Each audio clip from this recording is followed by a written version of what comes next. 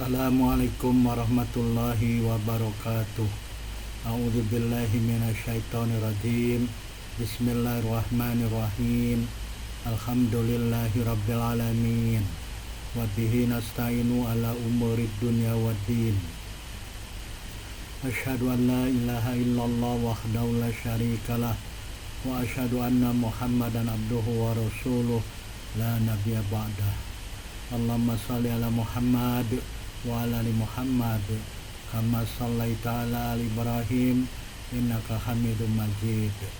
Allahumma barik ala Muhammad wa ala ali Muhammad kama barakta ala ali Ibrahim innaka Hamidum Majid.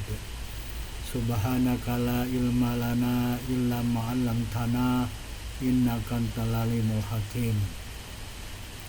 Rabbi shrah li sadri wa yassir li amri wahlul 'uqdatam min lisani yafqahu qawli. Amma ba'd. Dalam kesempatan ini saya mengajak dan mengingatkan diri saya sendiri, tuan-puan, bapak, ibu, saudara dan saudari, untuk kita saling mengingatkan atau saling berpesan dengan kebenaran yang bersumber dari Al-Quran dan Sunnah. Tuan-puan, bapak, ibu, saudara dan saudari sekalian dari rahmati Allah Subhanahu wa taala. Kita sambung perbincangan kita mengenai fikih salat, yaitu sifat salat menurut sunnah Rasulullah SAW dan mazhab ulama. Dalam kesempatan kali ini kita akan membincangkan berdiri untuk salat. Perkara pertama yang akan kita bincangkan adalah berdiri ketika iqamah dan mazhab ulama mengenainya.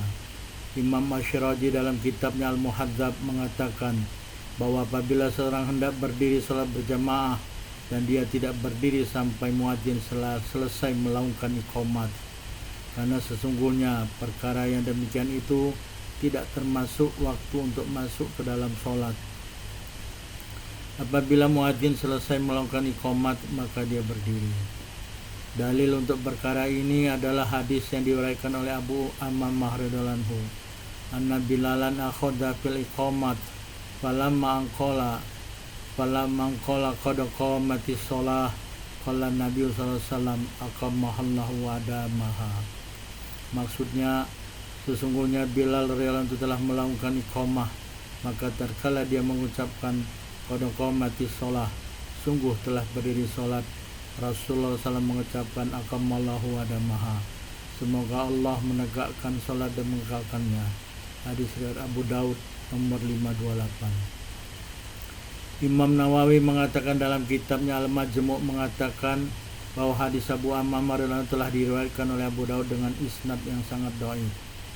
Dalam mazhab Syafi'i, sesungguhnya disukai bahwa imam dan makmum untuk tidak berdiri sampai muadzin selesai melakukan iqamah. Apabila selesai dilakukan iqamah, imam dan makmum berdiri mengikuti selesainya iqamah. Abu Atib mengatakan pendapat ini dikatakan oleh Malik, Abu Yusuf, ulama Hijaz, Ahmad dan Ishaq. Abu Hanifah dan Ats-Tsauri mengatakan bahwa apabila muadzin mengucapkan hayya 'alas shalah, maka imam dan makmum berdiri. Dan apabila muadzin mengucapkan qad qamatis shalah, maka imam bertakbir dengan takbiratul ihram dan makmum juga bertakbir. Ibnul Munzir mengatakan bahwa Anas bin Malik apabila dikumandangkan qad qamatis shalah, maka dia segera berdiri. Umar bin Abdul Aziz, Muhammad bin Ka'ab, Salim bin Abdullah, Abu Kilabah, Ara' bin Malik Az-Zuhri dan Sulaiman bin Habib Al-Muharibi, mereka berdiri untuk sholat pada awal iqamat. Atwa berpendapat dengannya, dan pendapat ini adalah mazhab Ahmad dan Ishaq apabila imam ada di dalam masjid. Adapun Imam Malik tidak menentukan waktu padanya. Ibnul Munzir telah menukil bahwa jumhur ulama dari salaf dan khalaf telah sepakat dengan pendapat mazhab Asy-Syafi'i bahwa sesungguhnya imam tidak melakukan takbiratul ihram sampai muadzin menyelesaikan iqamah. Ia juga telah menukilnya dari ulama salaf dan khalaf. Abu Hanifah telah berhujjah dengan apa yang telah diriwayatkan bahwa sungguhnya Bilal dari ulama telah mengatakan kepada Nabi SAW, Ya Rasulullah la tasbiqani bi amin. Maksudnya, wahai Rasulullah, janganlah engkau mendahului aku dengan ucapan amin. Hadis riwayat Abu Daud nomor 937. Diriwayatkan dari Al-Hajjaj bin Farruh, dari Al-Awan bin Haushab, dari Abdullah bin Abu Aufa, beliau mengatakan, kana Bilalan idza qala qad qamatis shalah nahadun Nabi sallallahu alaihi wasallam fakabbaro. Maksudnya adalah Bilal radhiyallahu anhu apabila mengucapkan qad qamatis shalah, Nabi sallallahu alaihi wasallam berdiri dan lalu bertakbir takbiratul ihram. Hadis Al-Baihaqi jilid 2 nomor 56. An-Nawawi mengatakan mengenai hadis Bilal radhiyallahu anhu ini terdapat dua pendapat. Pendapat pertama yang paling baik dan merupakan pendapat Al-Baihaqi dan ahli hadis adalah bahwa sungguhnya hadis tersebut adalah dhaif. Ahmad telah meriwayatkannya dalam musnadnya dengan isnadnya dari Abu Utsman Al-Hindi. Beliau mengatakan bahwa Bilal radhiyallahu anhu telah mengatakan bahwa Rasulullah SAW telah bersabda, la tasbiqani bi amin. Al-Baihaqi mengatakan bahwa hadis tersebut kembali kepada bahwa sungguhnya Bilal seolah-olah dia ada mengucapkan lafaz amin sebelum Nabi SAW mengucapkan amin. Lalu Nabi SAW bersabda seperti demikian. Pendapat kedua adalah bahwa hadis Ibnu Abi Aufa adalah dhaif. Al-Baihaqi mengatakan bahwa tidak ada yang meriwayatkannya kecuali Al-Hajjaj bin Farruh dan Yahya bin Mu'in mendhaifkannya. Imam Nawawi mengatakan bahwa ulama hadis telah sepakat akan cacatnya Al-Hajjaj ini. Ibnu Abi Hatim mengatakan dari Yahya bin Mu'in bahwa beliau tidak ada apa-apanya. Abu Hatim mengatakan bahwa beliau adalah syekh yang tidak dikenal. An-Nasai mengatakan dhaif. Ad-Daruqutni mengatakan beliau ditinggalkan. Kelemahan hadis ini dari sisi lain adalah bahwa sesungguhnya Al-Awam tidak bertemu dengan Ibnu Abi Aufa. Seperti ini dikatakan oleh Ahmad bin Hanbal. Beliau tidak mendengar seorang pun dari sahabat Rasulullah SAW dan bahwasanya orangnya dari at-tabi'in. Imam Nawawi mengatakan mazhab Syafi'i berpendapat sesungguhnya makmum dan imam disukai untuk tidak berdiri sehingga muadzin selesai melakukan iqamah. Seperti ini jumhur ulama Syafi'i berpendapat.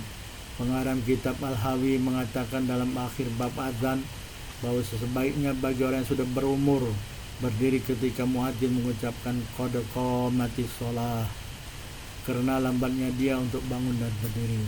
Manakala bagi orang yang cepat bangun dan berdiri, maka dia berdiri ketika selesai iqamah. Perkara tersebut dilakukan agar shaf salat dapat teratur dan rapi dalam satu waktu. Apabila seorang masuk ke dalam masjid dan hendak melakukan sholat tahiyatul masjid atau sholat lainnya, sholat sunat lainnya, manakala muadzin kemudian mengucapkan iqamah sebelum dia melakukan takbiratul ihram, maka hendaklah dia tetap berdiri dan tidak melakukan sholat tahiyatul masjid atau sholat sunat yang lain. Perkara ini berasaskan kepada hadis sahih yang diriwayatkan dari Abu Hurairah radhiyallahu anhu dari Rasulullah SAW. Baginda bersabda, idza uqimatis shalah fala sholata illa maktubah. Maksudnya apabila telah dilakukan iqamah untuk sholat, maka tidak ada sholat kecuali sholat wajib.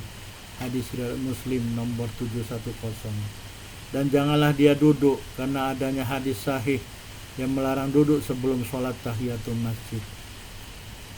Imam Nawawi mengatakan, sungguh telah tetap hadis dalam Sahih Al-Bukhari dan Sahih Muslim yang diriwayatkan dari Abu Qatadah radhiyallahu anhu, beliau mengatakan bahwa Rasulullah SAW telah bersabda, idza uqimatis shalah fala taqumu hatta tarawni. Maksudnya apabila telah dilakukan iqamat untuk sholat, maka janganlah kamu berdiri sehingga kamu melihat aku. Hadis Al-Bukhari 637, Muslim 604. Dalam satu riwayat dalam Sahih Muslim, hatta tarawni qad kharajtu, maksudnya sehingga kamu melihat aku telah keluar. Hadis Muslim 604. Di dalam Sahih Muslim telah diriwayatkan dari Abu Hurairah radhiyallahu anhu, beliau mengatakan, anna sholata kanat tuqammu li Rasulillah sallallahu alaihi wasallam fa ya'khudun nasu musaffahum qabla ayyakum an Nabi sallallahu alaihi wasallam maqamah. Maksudnya Sesungguhnya sholat yang ada dilakukan iqamat bagi Rasulullah SAW. Orang-orang telah berdiri mengambil tempat sok mereka sebelum Nabi SAW berdiri tempatnya. Hadis dari Muslim 605. Imam Nawawi mengatakan maknanya adalah sesungguhnya mereka berdiri apabila mereka melihat Rasulullah SAW telah keluar sebelum sampai ke tempat berdirinya. Dalilnya adalah hadis yang diriwayatkan dari Jabir bin Samurah dan beliau mengatakan, "Kana Bilalun yu'adzinu idza dakhadat fala yuqimu hatta yakhruja fa idza kharaja qama sholata khina yarah." Maksudnya adalah Bilal melakukan azan apabila telah masuk waktu maghrib dan tidak dilakukan iqamah sehingga Nabi SAW keluar. Apabila Nabi telah keluar, maka Bilal melakukan iqamah untuk sholat ketika beliau melihat Nabi SAW. Hadis Muslim 606. Dalam Sahih Muslim telah diriwayatkan dari Abu Hurairah, beliau mengatakan, "Uqimatus shalah faqumna fa'addalna sufuf qabla yakhruja ilana Rasulullah sallam. Fa'ata Rasulullah sallam hatta idza qama fi mushallah qabla ayyukabbir." Maksudnya telah dilakukan iqamah untuk sholat dan kami berdiri dan meluruskan saf-saf sebelum Rasulullah keluar kepada kami. Lalu Rasulullah datang berdiri di depan sholatnya sebelum bertakbir. Hadis Muslim 605.